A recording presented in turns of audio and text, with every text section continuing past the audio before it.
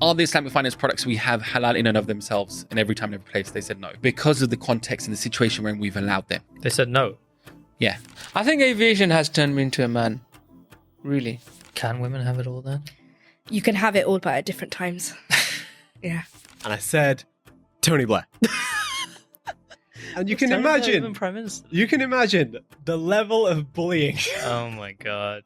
that I got from that day onwards. It's what frustrates me most is how anyone, as I'm raising the seed round, can see this behavior and the political rhetoric across Europe and then say to my face, we don't see the need for something like Bloom. Assalamu alaikum and welcome to this compilation of the very best moments of Muslim Money Talk from 2024. Whether it was learning how to start a business or getting lessons on how to upgrade your personal finance, debating with industry experts about the nuances of Islamic finance, or just getting career advice, we had some amazing conversations. Now, before we dive in, I just wanted to say a massive thank you. Thank you to all of you for tuning in every week, giving your feedback and letting us know what you wanted to hear next. We have an incredible lineup in 2025 with new guests and some live conversations, not just here in the UK, but around the world. I cannot wait to show you what this year has in store. Now, without further ado, I've always been your host, Arif Siddiqui, except that one time it was my brother, and this is Muslim Money Talk. Before we begin, we noticed that only about 12% of you are actually subscribed. So if you like what you're listening to, then please consider subscribing, leave us a like, or even better, a review, because it really, really does help more people find us. Thank you. Now back to the show. What I also want to add is that Islamic finance is not limited to, mortgage is haram, riba is haram. Yeah. Islamic finance, by the way, or let's call it money, the concept of Islamic finance is very novel. It probably doesn't exist in terms of like, we've given it a name, right? But the teachings that we have, if applied universally, would solve a lot of world's problems. Yeah. I think there's a stat that always goes around. If zakat was applied globally, it would end world poverty. Absolutely. So if everyone in the world paid zakat, it would end world poverty. There were times before where societies existed where zakat was so efficient that there was no one left to pay zakat to in certain caliphates. Yeah. So there's concepts that exist that if they were applied universally would solve a lot of problems. And we need to have like firm belief in these teachings because we believe in them firmly. We should be firm in our belief in them as well. And for example, whilst there are loads of challenges, there's amazing opportunities as well. So we aren't prevented. In Islam, we're not discouraged from being wealthy. I'll give you a story actually. There was a time in our setup when we'd had a particularly tough conversation with the regulator back in the early days when we were still figuring out whether we even need to be regulated. Really tough conversation. And I remember going home with tears in my eyes. And I remember laying my head down in my mother's lap, sobbing in her lap and saying, Mum, it's over. It can't be done. This is the end of the journey. All of this hard work is over. And I remember my mum stroking my hair with my head in her lap and saying, Raza, you're wrong. You're doing this for Allah and He'll find a way for you. And Allah forgive me, I remember at that point saying, no, Mum, you don't understand, you're wrong, it's not just about making dua, it just can't be done. And subhanAllah, Arib, I kid you not, the very next day, it's hard to describe this, but it's like I could see Allah's hand just removing this boulder from the way, like it never existed. Literally the very next day, me and Sheikh Salman got on a call together saying what we thought was the biggest obstacle has turned into the biggest opportunity which we couldn't have even imagined. And I 100% believe that's because of the intention we had. Exactly what my mum said. Mum's du'as, you're doing it for Allah, Allah will help you. The biggest risk each of us founders has is losing sight of that, losing sight of why we're doing it, forgetting that Hajj journey that we had. That's why I like telling that story. Pretty much every podcast I've been on, I've told that story. I love telling it to remind myself why I'm doing what I'm doing. I think what makes me and you good founders is because we're not doing this because we spotted a business opportunity. We're doing this because we felt a real moral compunction, a real sense of responsibility to do this because we had the skill sets to do it. It's what's called a fard kifaya. If you have the ability to do something that is very important for the ummah and nobody else is doing it, it's fard upon you to do it. So I feel we're doing this out of a sense of responsibility and obligation. And the biggest risk to any of us Islamic fintechs Islamic fintechs is forgetting that and losing that sincerity, because that's when Allah will stop helping us. I have absolute certainty of that. So as long as we can all stick true to that, do it for the right reasons, I think we've got nothing to worry about, inshallah. I think aviation has turned me into a man, really. Like, from a business perspective, I knew nothing about fundraising, share options, this, that. How do you work out valuation, pre-money valuation, post-money valuation? These were all like scientific terms to me. And I used to ask the CFO person, I was like, what does this mean? Or how do you get to that? Or how does it... I was having a course. I was learning. It was your education. Yeah, literally. And bro, like this... Honestly, it really did turn me into a man, I would say. And by the way, that idea, it was my wife that dared me. Really? It was my wife that dared me once. Because, I don't know, I used to just, before we got married, I would tell her, look, I'm going to launch an airline one day. And I don't know, for some reason, she believed in it as well. I'm like, why would she people shouldn't believe it, but she did. And then she goes to me one night, you know what, I'll call you a man if you do it. I'm like, bro, my manhood is at question now. How can I say? Please tell me that wasn't the main reason that you. It triggered me. Honestly, look, I knew I was gonna do it. I knew I wanted to do it, but I didn't know it was gonna be at that time. Wow. For me, it was probably gonna be another 6 to 10 years later. But still.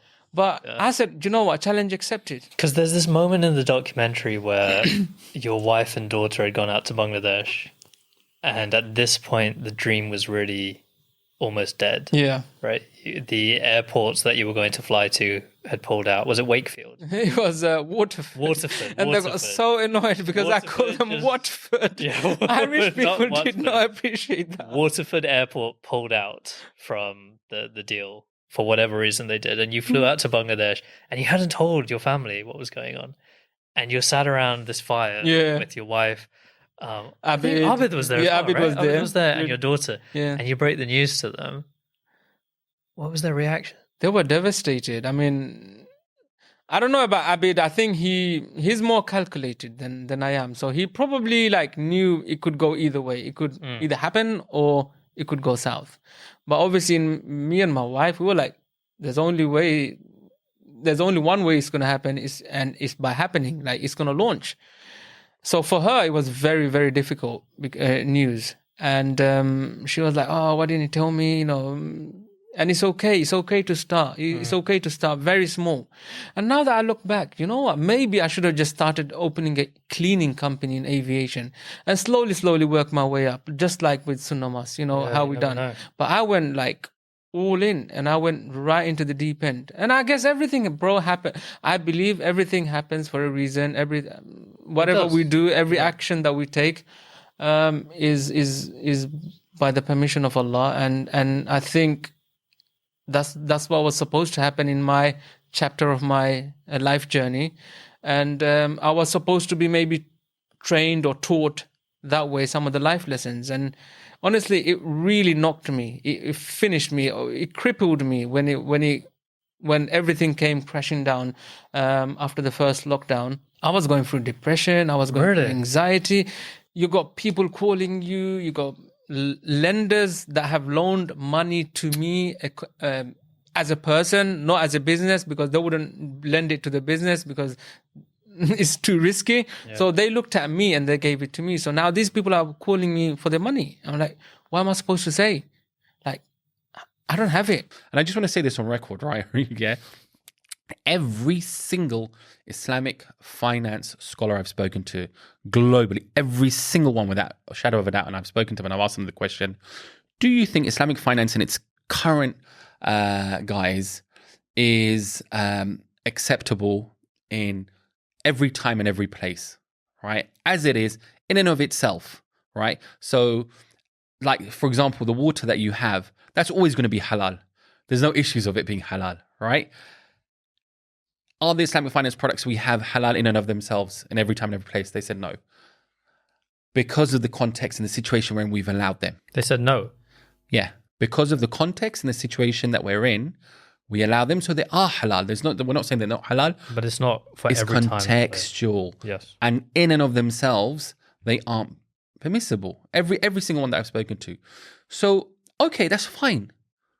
But say that. If I went to you and said to you, this chicken's halal, and you're like, okay, cool, and you eat it, but actually it was, the head was cut off with a laser or something, right? And the shahada wasn't said. You'd be like, wait a second, that wasn't what you understood of it. Yeah. If I said to you, look, we can't for this reason, and for example, you see the discussion between HFA and HMC, like getting down the meat debate, right? People have the right to know if something has been compromised, rather than being sold to them that this is absolutely Sharia compliant. And this comes back to my earlier point, why I never got into Islamic finance, working in the industry like that, was because if I did something wrong, I wanted those doors of mercy to be left open where I'd ask Allah to forgive me, knowing that it's wrong. Whereas if it's justified to me, I will never raise my hands to ask Allah to forgive me because I think it's okay. And that's why I was like, okay, I'd rather not work where we're justifying something. I like the idea of disruption and moving things towards where it should be. Why do you think this happened, right? So these Islamic banks came up, and I think the founders of these Islamic banks understood that this was meant to be a stopgap solution, right? They were doing the best that they could within a financial system that was not created for Sharia compliance. But then they always wanted it to move on and innovate. Why did the innovation stop? Because I guess we had, a global financial crisis. HSBC pulled out of the market for a number of reasons. So look, the financial crisis, here's one thing I always say is that when the financial crisis happened back in 2007, 2008, that was the prime opportunity for the world to see the benefits of Islamic finance. But they never spoke about Islamic finance as an alternative to the global financial crisis because they actually didn't believe, I'm talking about the financial world generally, as Islamic finance as being that different because of the way it's practiced. Instead, Bitcoin, right, was cited as, okay, this is an alternative. Yeah. And that's because Islamic finance in practice and implementation, it didn't fulfill that role. And it's a shame actually, because I speak to a number of non-Muslims and they'll say, people who understand Islamic finance, they say, yes, exactly the same, but, where it says interest, they change it for profit. Then I speak to people who work in the technology side, they say we use exactly the same systems in the back for everything. But even then, look, it's easy to kind of go down this. The early generation, the pioneers of Islamic finance were trying to do something good. But the problem is you're entering into an arena, right, where you're just imagine a match in a hurricane, a lit match in a hurricane. Islamic finance is very, very small compared to the conventional financial industry. And you've got to really be working together with everyone, have a clear vision in terms of, okay, this is our plan to move away from where we are. Life, bro, honestly, Arib, like you're successful in what you're doing, you're in it. Other people are entering into Islamic finance because it's successful. They don't all have the same values as you and the same principles as you. So it's easy to kind of lose track if it's making money and people don't ask too many questions. And that's why disruption is important. Like if you look at it, Ramadan comes to us as a month of disruption. For sure. Right? To change things up, we need disruption in our lives. Yeah. And so in the Islamic finance industry, like what you guys were doing, like mashallah with Kestrl, that disruption, what Wahid came along to do was to disrupt actually, because you need that. And that actually it shakes things up. It makes you reevaluate. And also, I do believe, respectfully speaking, we now have a set of people who've come through the entire system. They understand the education system here, the financial system here. They've worked for 10, 15, 20 years. They've worked in large corporates. They understand who their peers are, who they're dealing with in a different way. So they're not going to accept things in the same way that perhaps the early generation would have. And all of these things you throw in the mix. So respect to the early pioneers. And I think that the ship they stopped staring it. And that was part of the problem. But that's one of the reasons I feel like we sometimes don't see that many Muslim women VC-backed founders is because of this life the idea of balance, etc. So can women have it all then? You can have it all, but at different times. Yeah. What does that mean? It basically means you know, there'll be times where you have to take a break in your career. There has to be a time when you take it slow. You know, right now I'm in the phase of having a young kid, growing my family, all of that stuff. You know, who knows, 10 years from now, whatever, I might be like, all right, cool, I'm ready to grow a really massive company. No, I don't want to. I just want to chill. But But do you feel... Sorry, this is getting more personal than we usually get in these podcasts. It's fine. But do you feel like a tension? Do you feel a tension between your career ambitions and wanting to go like, oh, I'm going to go 110% on Muslim Tech Fest, and we're going to do it in San Francisco and Boston and Chicago and London and Manchester and Birmingham. We're going to go, you know, every other week doing something. And then the other side of you, which is, you know, I want to be there for my husband and daughter and see them growing up. Do you feel like that push and pull, or do you feel like, okay, now is the time I want to spend on family. We're going to be doing this, and then I'll look at the ambition? I think there is a tension, but this is where your co-founder plays a massive part, right? Like what bits can they do, etc. And, you know, there's been frank conversations that I've had about, you know, if I was to grow my family, what does that look like? And what does that mean for the business? And how do we make sure we have the right things in place, right? So that if I needed to take that time out, I would be able to. And I think that's really important. But at the same time, like, you can still have the ambition, but then you've got to then also think about how you're going to build something sustainably. And I think that's really, really important. So it is hard because it is, you know, it's not one of them things. I remember, man, I remember this well, actually. When I had the early newborn, etc., I felt like Islamic makers started to fall behind. And I felt like a lot of other communities, etc., came more into foray. And mashallah, they're all doing very, very well. Like Deen developers, I guess. All lots of other communities, right? And I remember as a mom with a newborn, as a leader, being like, oh, like I'm falling really behind now. Yeah. And that was very hard because I was not competing, but, you know, we were all in the similar space, but they were all men, right? No. Men that didn't have the same amount of responsibilities as I did, that weren't looking after little newborn. Do you know what I mean? And to an extent, Islamic Makers was your first baby. Yeah. Well, second, if Discoveries was the first. Exactly. Yeah. I get that because... So that was hard. I think that for me was the really hard point, because I just felt like I couldn't compete on the same level as men. And that for me, I think, is something that I do recognize that can get really hard when you are trying to then balance like life and stuff. But the thing that you said, having that supportive partner, I think is so key. I mean, as a man, it's to a lesser extent. But when my first child was born, when my son was born 2 years ago, I remember sitting in the hospital, holding him in one hand. My wife had given birth like 4 hours before, and I was reviewing a term sheet on my phone to sign this thing. And then we went and started on this accelerator, and I didn't take any paternity leave. Yeah.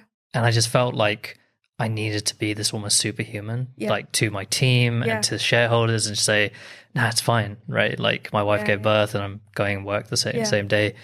But I really at the time didn't appreciate the impact that would have at home, that I wasn't there for all of those things. And, you know, my wife was struggling with that newborn, and I thought, no, it's fine. Like all my family's there. It's okay. But showing up matters, showing up matters. Life. But also, if your wife was you, she wouldn't be able to do that. She wouldn't be able to have a kid and you know, be back in the office the next day, you know? So again, right, like biologically, like it's just not. It's a reality. It's the reality. Thank you for listening to Muslim Money Talk. If you like what you've heard so far, you might be interested in checking out what we do at Kestrl, the Muslim Money app. Kestrl is a service that helps Muslims who want to grow their wealth without having to compromise, whether it's on their belief or user experience or price. I founded Kestrl because of how fed up I was at how poor Islamic financial services were in this country. Often people didn't use them because of how bad the user experience or customer service, and indeed how high on price they were. So Kestrl was the answer to that. If you download the Kestrl app today, it can help you by creating a budgeting plan. Plug in whatever bank account you have and it will create an auto budget just for you. You can then tell us what goals you're saving for, and we'll save towards them automatically into pots, and then crucially link you towards Sharia compliant investment and savings products as well. So download Kestrl today and try it out for yourself. Now back to the podcast. Muslims in this country and in many parts of the world make up some of the most impoverished religious communities that there are. So in the UK, almost 50% of Muslims actually live below the poverty line, struggling to pay at least one of their bills, or even taking advantage of food banks, which is crazy. But despite that, Muslims are by far the most generous and donate the most to charity out of any religious group. right? Whether it's through their zakat or their sadaqah donations every Friday at Jummah, whatever it might be, they pay far and above all the other religious groups combined, right? Yeah. So what is going on? And if we look back at the time of the Sahaba, when they were forced to go from Mecca to Medina, there's two very interesting things. The first is, when the Muslims first arrived in Medina, the Prophet Muhammad sallallahu alaihi wasallam, the first thing he asked them to build was what? Firstly, a mosque. A masjid. Masjid, yeah. Correct. A place to pray, which seems, you wouldn't immediately think, oh, that's weird. Yeah. What was the second thing? It was a market. A marketplace. Yep. A marketplace. So even then it was understood to this group of travelers who had left everything behind and come with just what they could carry to this new city, that they had to be financially independent. They had to be independent. And the way to do that was through building wealth again. And through that came power and privilege and a standing in society. So that was really interesting to me. The second is the story about Uthman radiallahu anhu and the well. And this is this idea that investing can actually last not just for you, for your children, but for a millennia. And this story really shook me to my core. So at the time, the Meccans, the Muslims who had come from Mecca, were used to fresh water from the famous well of Zamzam. And when they came to Medina, the best well and the best water supply was in the control of a non-Muslim, a Jewish man, who would charge people for the smallest handful of water. And it became such a serious situation that the Prophet Muhammad sallallahu alaihi wasallam actually approached the man and said, I can't buy the well from you, but if you grant us access to the well, I can promise you a place in paradise. Now, obviously, this didn't work with the guy, but Uthman radiallahu anhu heard about this and realized he needed to do something about it. And he is, by today's standards, people have calculated, would likely have been close to or perhaps even a billionaire. If you were to convert his wealth to net wealth, today, in net wealth. So he approached the man and began the negotiation. And in the end, he managed to purchase 50% of the well, a 50% ownership stake in the well for the sum of 20,000 dirhams, which was a huge amount at the time, a huge fortune. And the agreement was that he would own the well on one day, and on the other day, the original owner, the Jewish man, would own the well, and they would run the wells as they like on each day. So on the day that the Jewish owner ran it, he would charge people every day. But on the day that Uthman radiallahu anhu ran it, what do you think he did? Gave it for free. He just gave it for free for everyone. So everyone came on that day, and they would take as much water as they needed, and then they would never come on the day that they had to pay for it. So this was... I think this speaks to the negotiating power and the business and commercial mindset of the early Muslims. But it ended up with the other owner ended up selling the rest of the well over to the Muslims, over to Uthman radiallahu anhu. It was no longer profitable to him. It wasn't profitable for him to keep it, but he made his money when he sold the rest of it. So the other Muslims began to make their own money. And then they came to Uthman radiallahu anhu and they said, thank you so much for what you did. We want to buy this back from you. And he would refuse. And they eventually ended up offering twice what he ended up paying for the well. And he said no. And what he asked for was, they said, well, then who could offer a higher price than this? Yeah. And he said, Allah. And that was it. And it's a beautiful story because the well continued, right? The Muslims eventually went back to Mecca, but the well remained. The waters were used to feed the date palms that grew around it. The dates were sold. 50% of the wealth was actually used, went to charity. 50% was reinvested back into the project. And then years passed. The years became decades, centuries, until whole empires, Muslim empires, whoever was in control of the area would look after the well. Yeah. And this well and its wealth exists to this day. Yeah.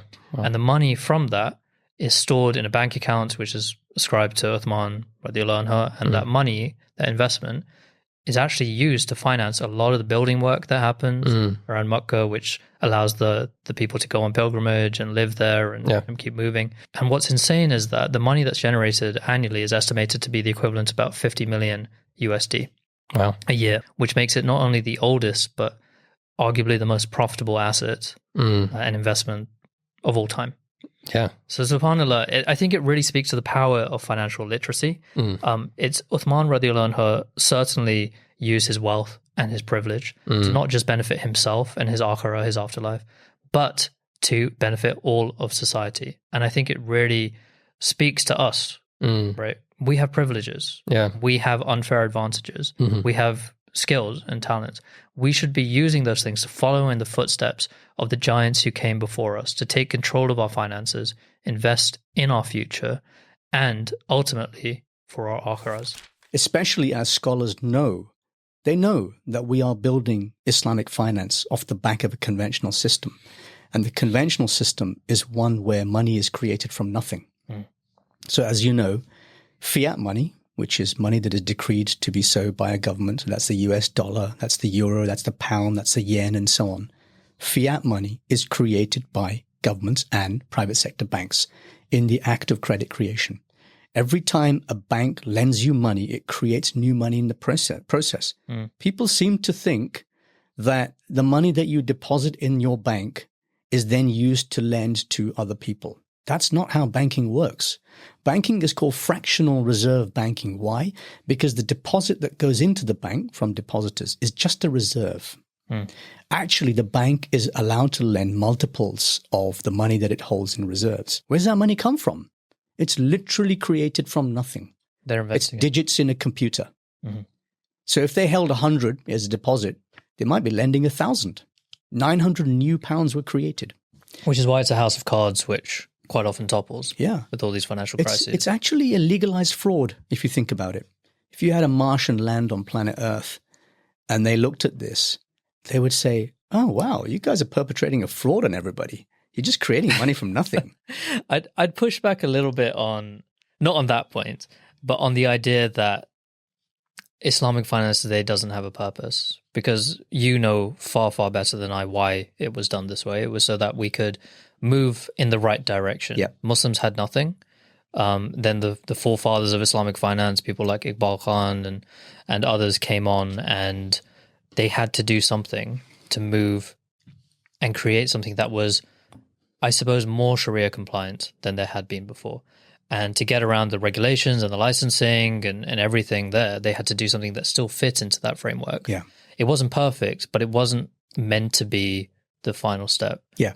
Do you think we've lost sight of moving forward and we've just dropped the ball, left things where they were? So I agree that was the intention back then, but I also agree we've lost purpose.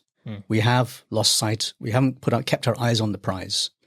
And now we're entrenched and happy and comfortable reverse engineering conventional debt and calling it Sharia compliant because we've overlaid a halal contract on top like an ijara, a lease, right? But fundamentally underneath, we still have fractional reserve banking. So I have the utmost respect for people like Iqbal Khan and the originators of our industry. Remember that back in the 1980s, scholars allowed the commodity murabaha as a proxy for loan finance on an interim basis only. Really? They said you can use this for now, but we need you to move across to a better, purer form of financing, which is risk sharing. So, for example, if you and I entered into a mudaraba arrangement, an investment management arrangement, where I give you capital, you take that capital and you trade it somewhere, and we agree to split the profits at the end of that venture, that's halal, right? That's a pure trade activity between us. But that's not what banks do. We have a borrower-lender relationship, an asymmetric relationship where one is the master and the other is the servant. And we were always meant to move away from that credit arrangement. That's what the scholars said. But we didn't do it as an industry. Why? Because we got all our approvals on the basis of commodity murabaha. So, in an investment bank, you've got an army of people. You've got compliance and legal and salespeople and credit traders and, derivative structurers. And everybody in the chain has agreed that we're kind of comfortable with this commodity murabaha because it looks like a loan. It quacks like a loan. We're going to carry on using this thing. We'll never really innovate beyond that. When Deutsche Bank came on the scene in the early 2000s, they completely shook up that market. Because they said, no, we don't need to do this. And we sincerely wanted to do the right thing. We wanted to create musharaka, mudaraba, wakala contracts, real risk-sharing arrangements, like the PCFC Sukuk, which eventually had a purchase undertaking added to it, which was this buyback at the par value, which of course renders it like a normal bond, right? That's not what we wanted originally, right? So we had good intentions, but along the way, people get entrenched and they don't want to change and they make good money out of what they're doing. It's all about economic incentive, and the incentive is not there for people to change. I think this is where a lot of listeners feel hopelessness, because we've just described a system which it's covering the entire world, right? Whole countries are enslaved to this. So, and it relates to that hadith where I think, Prophet Muhammad sallallahu alaihi wasallam said that one day there will not be a person on this planet who is not touched by riba. Yep. The dust of the riba. Arguably, we are no doubt living in that time right now. Absolutely. That hadith has come to pass. How on earth do we intend to do anything about this? That's a great question. I love that question. The reason why I love that question is because on a recent trip to the Middle East, I was in Dubai, and I've now met a handful of people that used to, they're retired, they have formerly worked, Bahrainis, UAE, worked in central banks. Okay. And when I speak to them that, by the way, I run an organization, RFF, is about riba, they get really interested as to what you're doing, education, etc., etc. We want to reform the financial system. Their response is it can't be done. Right? That's the first problem.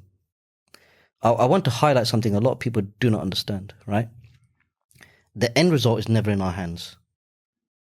And I want to come back to the Battle of Badr for people who don't know who that is. So if people don't know what that battle is, that was the first battle that took place in Islam, right? These are 313 people, right, with very little resource and arsenal, fought an army of 1,000 that had a horse, a camel, and all the armory and the weaponry went to war. Now, logically, most people would say that the army with the bigger weapons would win, and you can see that in plays out via countries in terms of what's happening today. 313 Muslims won that battle. It's all about mindset. It comes down to mindset, and what we're trying to reshape is via the education to recollaborate people's mindsets. Because we go to school, we think there's only one way to success: go to school, get good grades, go to university, take an interest-bearing loan if you can't afford it, and then go into a job, right? But the first pioneers of Islam were all trade people, entrepreneurs. Money is another misconception. Money is a tool for economic empowerment. It's not the root of all evil. You have to make a decision. Ultimately, when you die, you have to justify the use of that money to Allah, what you did with it, right? It's an amana, right? It doesn't belong to us. It's Allah's. It's been granted to us for a short space of time, and He's testing us with it, right? Everything's a test for a Muslim. He wants to see what you're going to do with it. Do you see what I mean? So if you look at the Sahaba and the 313 in Badr, whether they knew they were going to win that battle or not was not the point. What they were willing to do was sacrifice their wealth and their lives for the cause. Because they knew when we go into that battle, if we all lose, the message of Islam, obviously this is in Allah's hands, how's it going to get through to other people? Do you see what I mean? But there's a special ingredient that they had. The fact that they were so sincere that they were willing to sacrifice everything for the sake of Allah is the reason they had success. And victory only comes via the hand of Allah. This is written, enshrined in the Quran. Do you see what I mean? So whether it's economics or Islamic finance, right, what we can't afford to have is this defeatist mentality saying it cannot be done. We're not saying that we're going to reform the economic structure and destroy riba. Yes, that's our purpose. Whether it happens or not is in the hands of Allah. But what we have to do, what we must do, is come up with a strategy and a plan and like-minded people that understand this and move forward collectively together. Do you see what I mean? Because that's what the Sahaba did. So there's so many, apart from just the victory of Badr, there's so many principles to take from that. And the other thing, really, really important, especially for youngsters, young entrepreneurs that are coming up, I see them so many times and they want to have everything handed on a silver platter, right? There's success in sacrifice. There is success. Let me say that again. There's success in sacrifice. The people of Badr, they sacrificed and suffered. Yes, the Muslim Ummah is suffering right now. And I sometimes reflect about this, right? Why is it? We were actually foretold about these things 1400 years ago, right? The dust of riba will affect us. All these signs of Qiyamah, all these things that would happen. And it kind of alluded to the fact that the Muslim Ummah would lose its respect. And right now, we've lost our respect, whether people like to admit it or not. However, there's a really, really key principle here. Whether it's in time of prosperity or hardship, our principles do not change. That's the key keep our. It's all good and well when everyone's flying high and there's economic prosperity. But what people can't seem to figure out is that whether they're good times or bad times, your DNA as a believer shouldn't change. Money will come, money will also go. When my parents, I grew up in apartheid South Africa, right? I mean, a generation ago, right? Apartheid was really one of the most blighted things on this planet, right? Racial segregation, economic segregation was really, really difficult. Started probably during the colonization era, right? And then rolled through the 1900s in South Africa.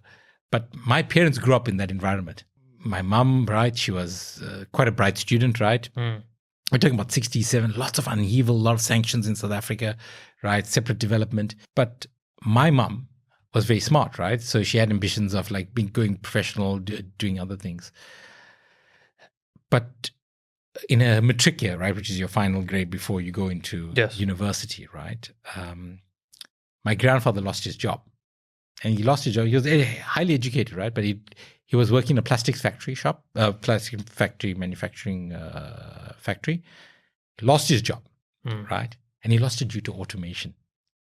Oh, really? So when people talk to me about artificial intelligence or robotics or digitalization, right? I think, about the social consequences, right? I think about how we're training our employees, right, to adapt to this world, right? How are we prepping the ground for these technologies that are coming? How would we make them more resilient, right? How would we give them the skills that they'll be successful in whatever they do? That time, there was no social securities net. There's no retrenchment funds. There was no pension funds. There was no job protection, nothing. So my grandfather lost his job. He lost his job. He became a paper delivery boy, right, as they call it in that area. Obviously, my grandmother was at that time, that era globally, right? Females were not working. It was very humbling for a really educated person. But the downstream impact of that was my mom got 2 scholarships, right? One to study medicine, one to study at the French at the Sorbonne. But she couldn't take up those opportunities because there was no money. There's no social savings security, no investments, nothing to protect you, right? Government was not interested in you. So she went into teaching because teaching is something she could do and earn money at the same time. And she had a great career, right, as a teacher. Taught thousands of students. They still come up to her, when down in South Africa, they'll come, Mrs. Basa, thank you so much. But I think of the lost opportunity. Yeah. Then I think about the rest of the people that were in that situation. Then I think about how that situation still permeates now globally, right, in many different regions of the world. And that's why I think financial service has it has the capacity, it has the capability to really transform people's lives.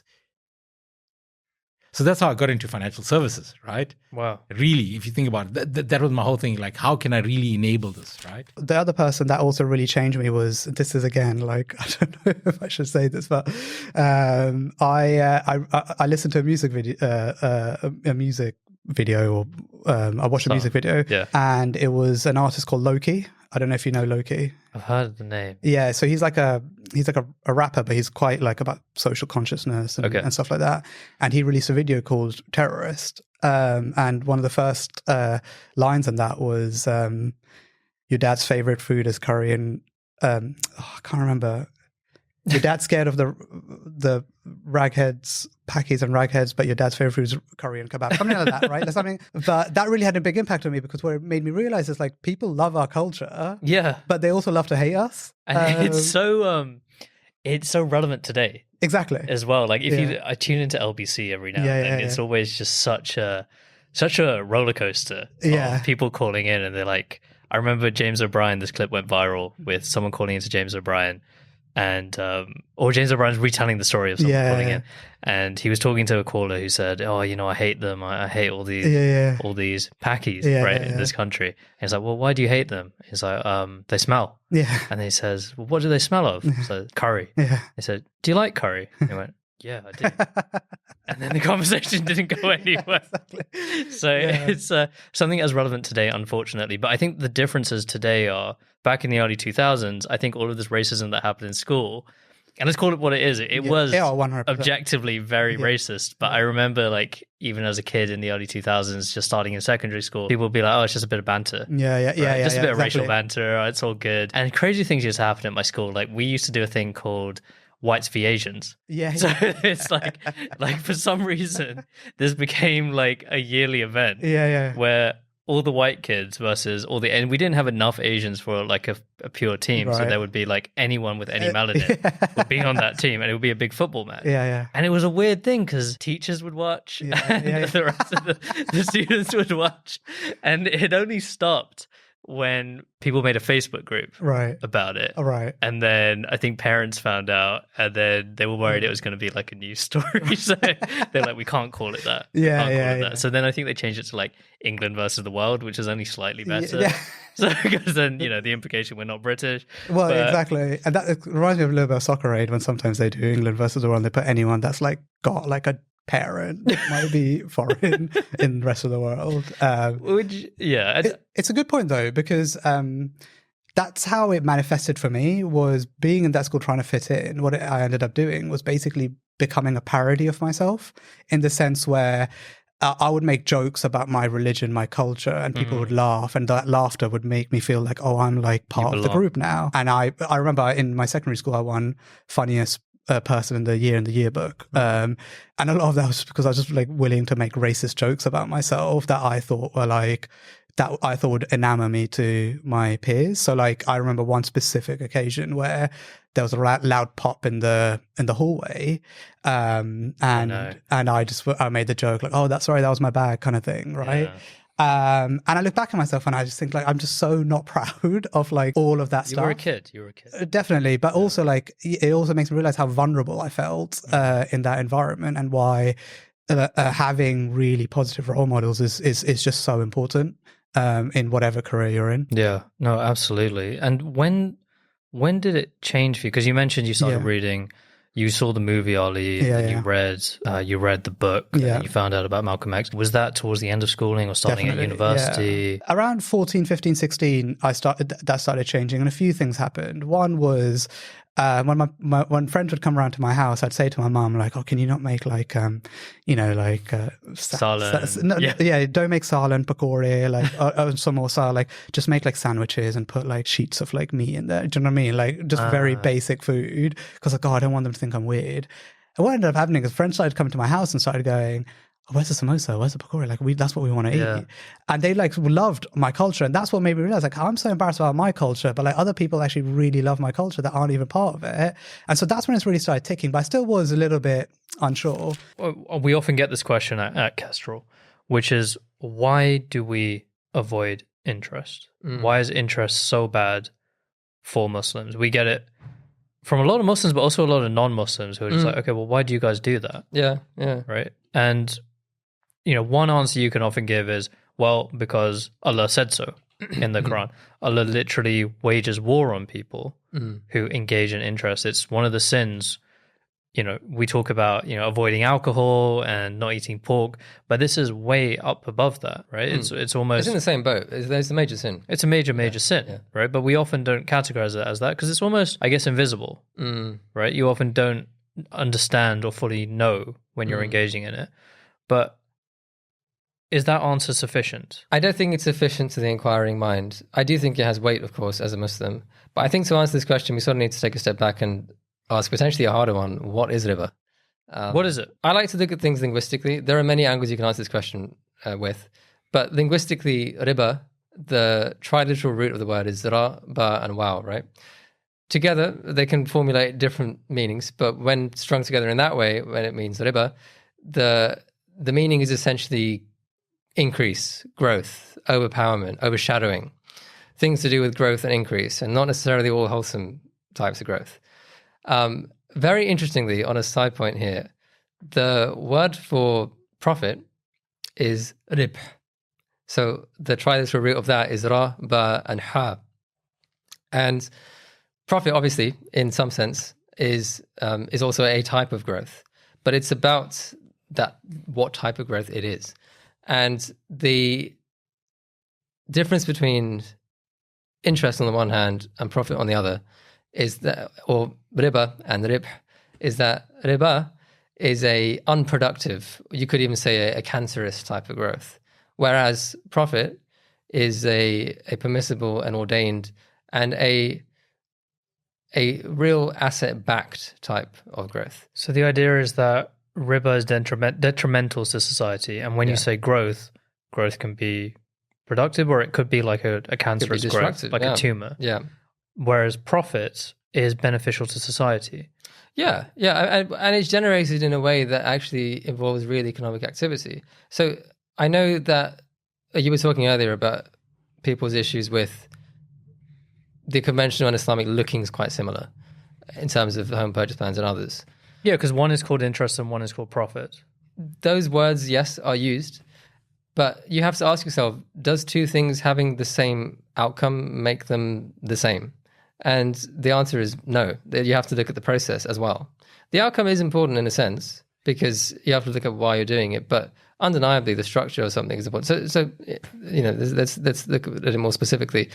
Interest is the return on the extension of credit, so the return on money, whereas profit is the return on the sale of an asset. In both cases, I'm getting something additional, clearly, and I'm making money. I'm making a return of some sort. But the mechanism by which I did that is entirely different between me giving you a loan and asking for more back and me selling you some dates at a profit. So outcomes are not the only aspect when it comes to Islamic finance. When it comes to looking at things in general, I think even just in terms of the way you view the world, like there's more to something than appearance. But you're going back to so what is riba?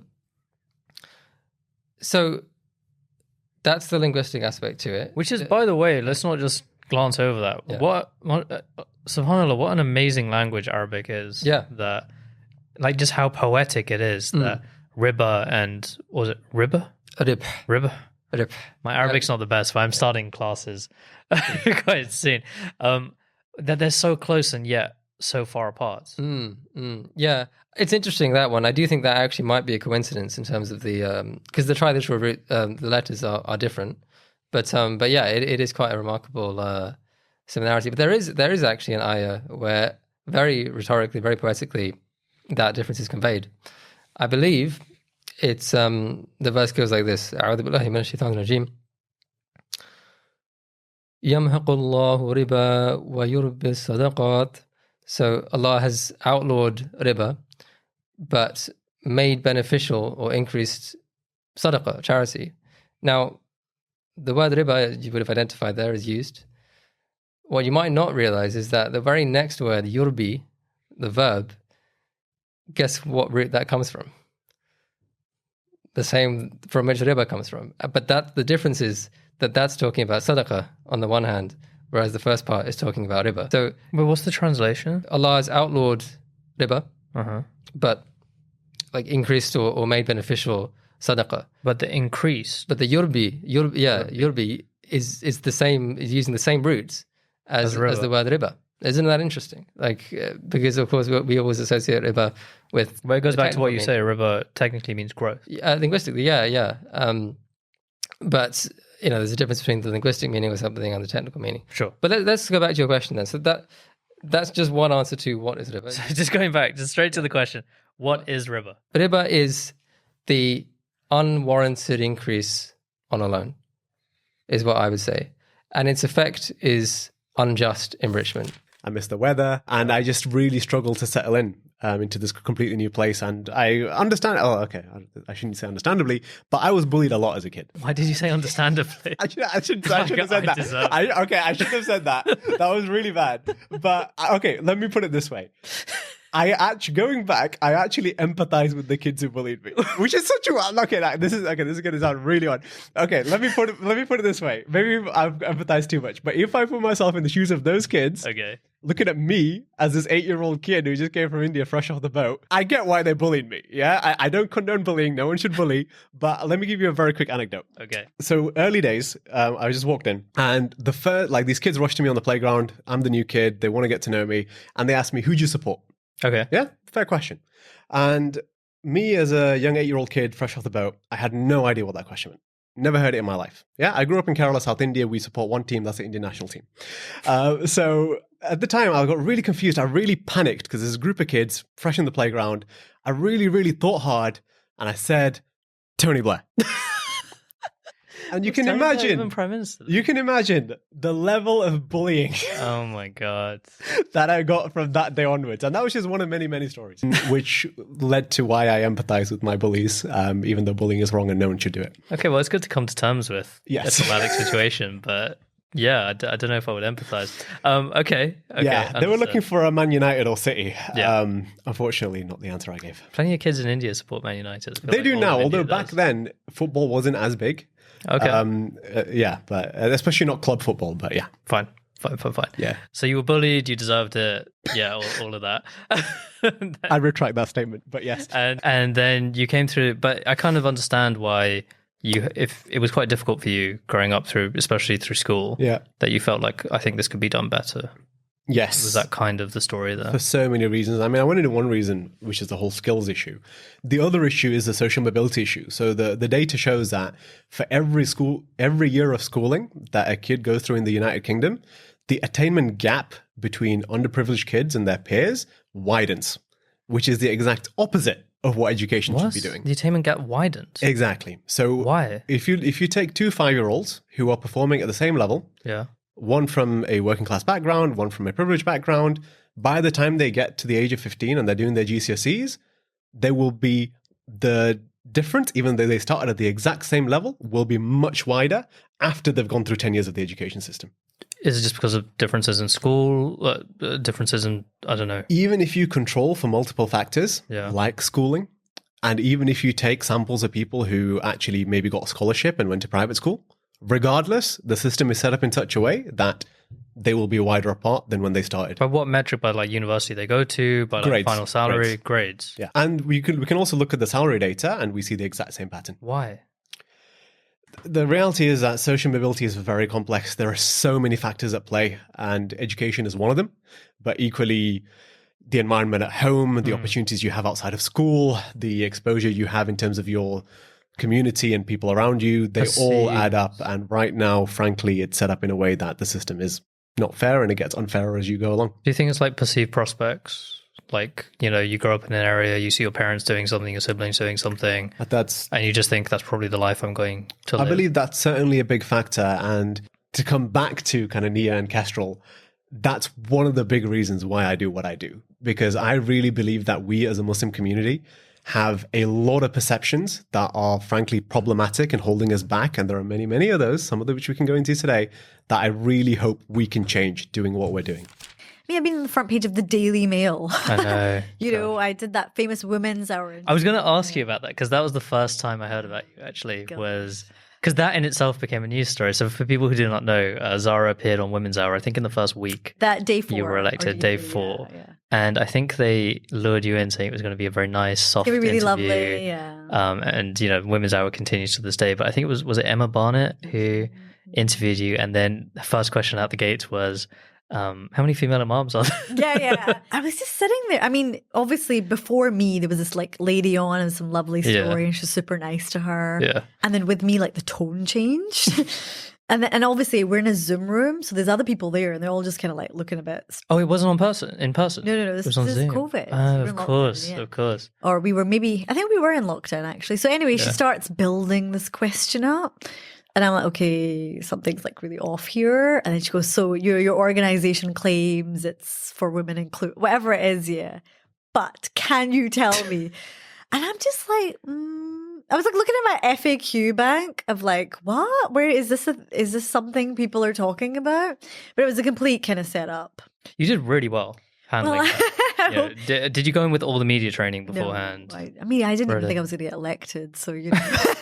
Also, honestly, I didn't think it was that big a story.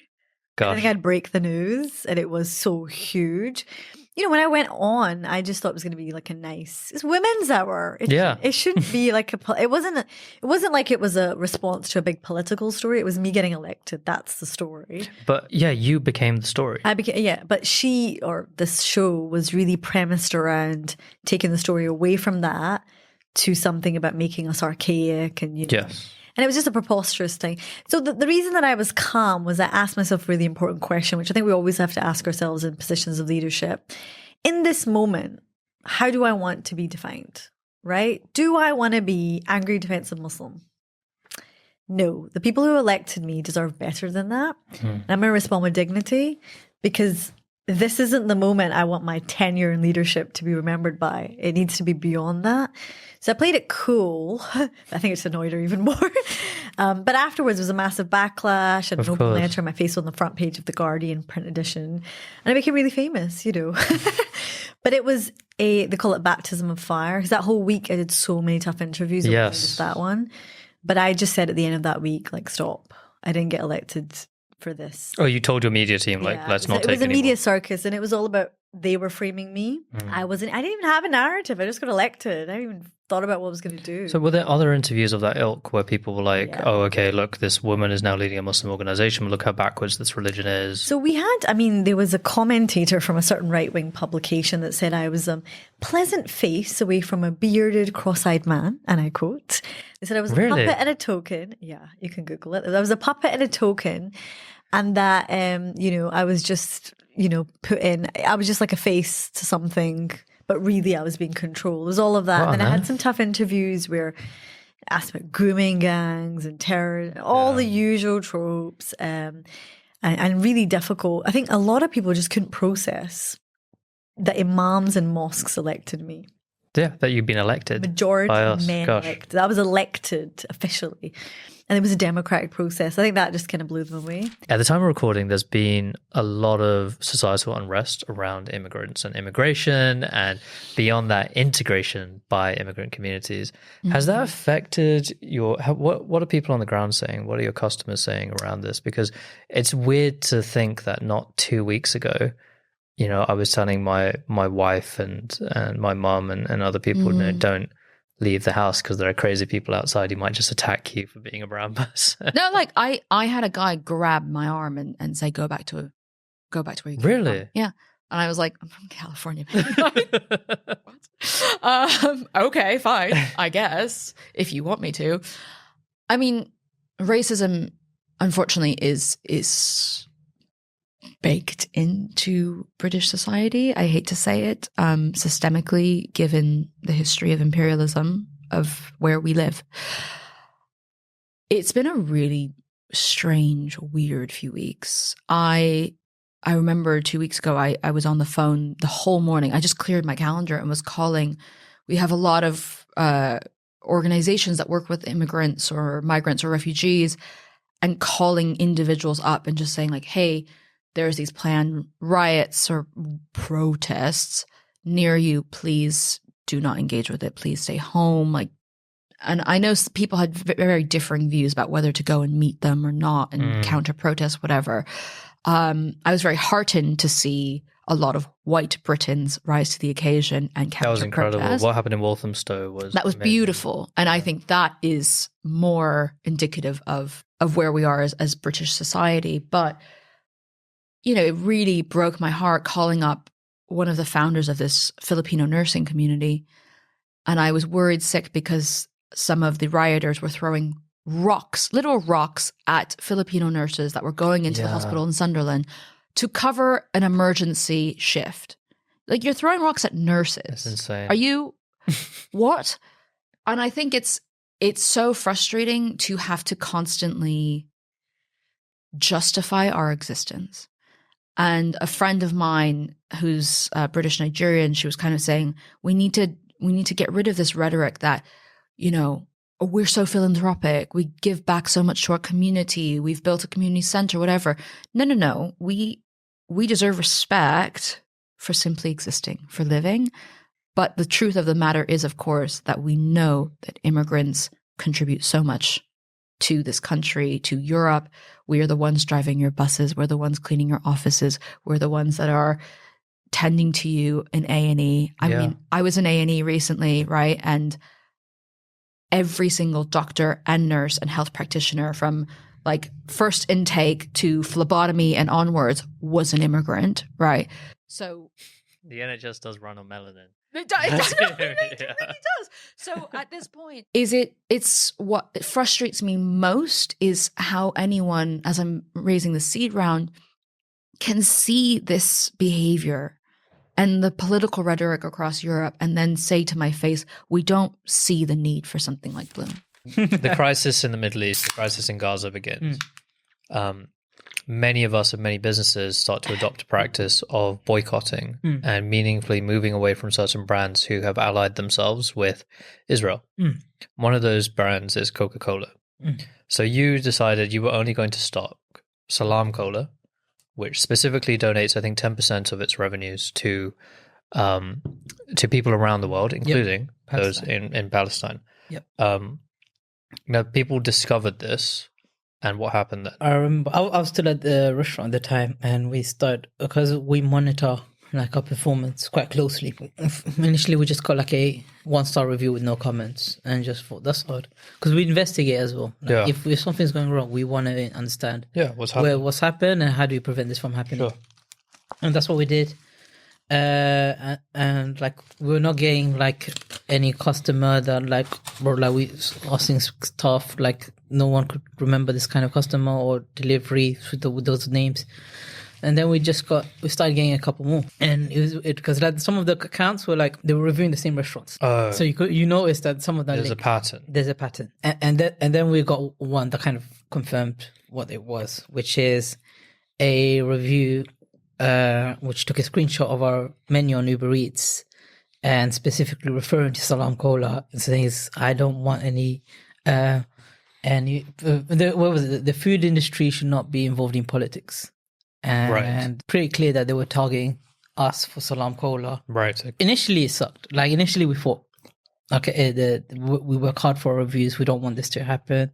What can we do, right? For me, I was shocked. Like you're trying to target a restaurant in Hamlets, which was predominantly probably one of the most pro-Palestinian boroughs. Of course, in London. You see flags everywhere. You see graffiti, all kinds of support. Exactly. And you're trying to target us, really.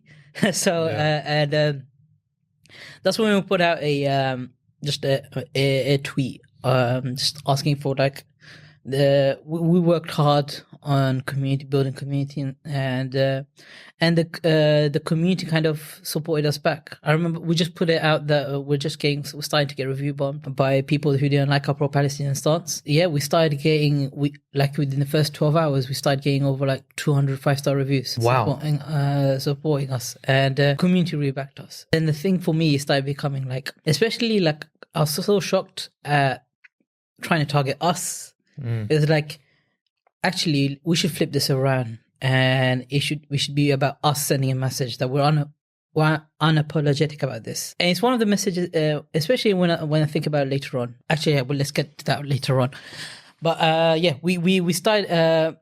We thought we need to come up with our own response. And that's when we decided. Alhamdulillah, we managed to turn around the whole campaign within 4 days. Where we created this campaign. We launched this brand new burger, and we partnered with Muslim Aid to donate all the profits for it for a week. We also partnered with Salam Cola. They gave us a brand. They supported us, gave us loads of cola and their water, and we started giving those out. Wow! So like, if you're going to target us for it, we're going to partner. We're going to partner. We're going to join together, and we're starting a solidarity from other Muslim businesses as well, putting it out there, and we managed to turn around this campaign within a couple of days. Ran it for a week, raised over 4,000, alhamdulillah, for Muslim Aid. That was our way to send a statement, right? And very firmly, we are taking a stand. And you can't bully us. You can't bully us. That was the thing. You can't bully us. And I think that's very important to understand. I think especially when sometimes we feel intimidated very quickly, right? As Muslims. You've been on both sides of the table. You've been the plucky founder, and you took that all the way, your company, to exit. First time anyone's ever called me plucky. When I think of plucky, I think of like a children's cartoon character. Like Scrappy Doo or something. No, like, Plucky, I'm Plucky the chicken. Or maybe that is the kids' version of Kestrl. Maybe. Have we just created a new product? No, definitely not. Definitely not. But my point is, you've been on the founder side. Yes. And then you've also been on the VC side. That is true. What was harder and what did you enjoy more? Oh, good God. That's like asking somebody which is their favorite child. They're different things and different experiences. I wouldn't be the investor accelerator person that I am today without the entrepreneurial experience. But that said, could I go through the entrepreneurial experience now in the same way with 2 decades of work experience? Absolutely not. I don't think I'd be anywhere near as good a founder, is the honest answer. Really? Yeah. Because I think for me, as you get older, I recently lost a really close the first family member of my life that was was devastated over. Yeah, I'm sorry to... It's a bit of an awakening. It's like what really matters. Because we all forget how short this one precious life is. And to the 21-year-olds and 22-year-olds who think they're going to live forever, I did that too. And you're always like, oh no, they're not like me. No, we all were. And here's the thing. It's like you have one precious life. You can choose to use it and direct it in ways of your choosing. That is one of the greatest gifts we have, particularly those living here in the UK. We have optionality, we have choice by and large, most of us. And the decision to become a founder, it's not a job. People falsely think, oh, because it's your professional thing, it's a job. It's not. You bleed green. Am I wrong? No, for sure. It's almost like a calling. It is. And that's the thing. Unless you feel it as a calling, the problem you're solving is generally what you've always wanted to do or something that you would do even if the money wasn't great or not there.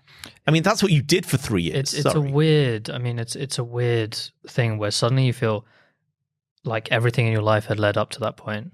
Like Allah had led you to this and taken you through all those opportunities, and you'd gotten into this university and you'd gone to this career and didn't really know why you were in financial services and working for this client or this bank. Suddenly it all makes sense. It all just falls together. And I think a lot of people spend their lives looking for that. Why they're doing that. And most people don't find it. To really look at going back to that idea of unlocking your potential. Yeah. Look at the opportunities that Allah has provided to you, whether it's your education or where you are. Maybe you're working in a job that you didn't think was that useful. Like you were in a bank and you were worried about riba and all of that. Yeah. But a lot of that could directly translate to something very entrepreneurial in the Islamic finance space. Would your advice just be to go and grab that opportunity to go out there and do that? Yeah, absolutely. I mean, I would caveat with this. My background's risk, yeah. Yeah. So I always say that, look, everyone's context isn't the same. Sure. Everyone's situation. And I would never advise someone to do something that puts them at risk, in terms of if they've got families, etc., losing that, right? It's got to be measured. You got to understand risk, but do it as in be entrepreneurial. Go out and even if you're doing a side gig, if you're working in a job, think about doing something on the side. Look at the skills that you need. A lot of people just want to do business, but they don't invest in themselves. The greatest investment you can do is in yourself. Yeah. You want to go into business, but you don't understand how to read financial accounts, right? Look at that. Understand taxation. That's very true. So do these things that upskill you. Like I said, I was building a car for a road that hadn't yet been built. For anyone who's young, think about developing yourself so that when an opportunity arises, you're able to take advantage of it.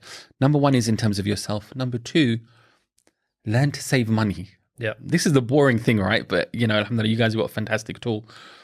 Learn to save money. We live in a time and a society that, we just hand to mouth. You buy, we're so materialistic. We want to spend our money as soon as we get it. We don't have good habits of saving compared to our parents, right? They wouldn't buy something unless they had the money for it in advance. We're happy to get things on credit. Even if we earn money, bang, it's gone. Buy now, pay later is everywhere. Exactly. Whether it's plane tickets or food. Even take Uber Eats, I saw the other day. Buy now, pay later for that. That's incredibly dangerous. Of course it is. Incredibly dangerous mindset for people to be falling into. Yeah. That, just go into debt. Absolutely. So young people definitely going into that. But learn to save your money. Yeah.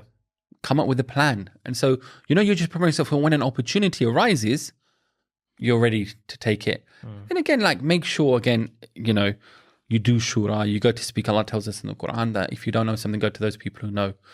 Learn to ask people. Yeah, I think the biggest thing people are afraid of doing is asking for help these days. I don't know whether it's pride or fear or whatever gets in the way, but admitting that you're having these thoughts or you're worried about something, that can be the hardest first step for people today. But subhanAllah, look at social media these days. I think we first met, I just DM'd you. Yeah. I think that's how like half my contacts.